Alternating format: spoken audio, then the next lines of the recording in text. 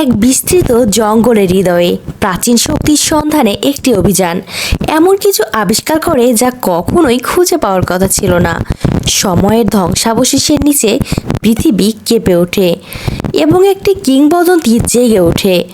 আগুন, পাথর এবং ক্রোধ থেকে তৈরি করা একটি প্রাণী। আকাশ কালো হয়ে যাওয়ার সাথে সাথেই এবং বজ্রপাত আকাশকে বিভক্ত করার সাথে সাথেই মানবজাতি বুঝতে পারে যে তারা আর এই পৃথিবীর শাসক নয়।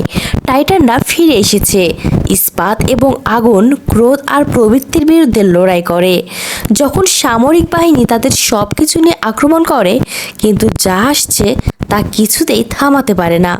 যখন ঝড় ভেঙে যায়, তখন ছায়া থেকে আরেকজন উঠে আসে, একটি প্রাচীন প্রতিদ্বন্দ্বী যা পৌরাণিক কাহিনীর চেয়েও পুরনো আর শক্তিশালী। তাদের যুদ্ধ উপত্যকাকে কাঁপিয়ে দেয়, বিশৃঙ্খলা এবং শিখার ঝড়ে বিশ্বকে ছিন্ন ভিন্ন করে দেয়। যখন ধুলো অবশেষে স্থির হয়ে যায়, তখন একজন টাইটান মাথা উঁচু করে দাঁড়িয়ে থাকে, মৃতপ্রায় আলোর বিরুদ্ধে গর্জন করে। এটি মনে করিয়ে দেয় যে প্রকৃতি সর্বদা তার সিংহাসন পুনরুদ্ধার করে। এটি শেষ নয়, এটি একটি নতুন যুগের জাগরণ।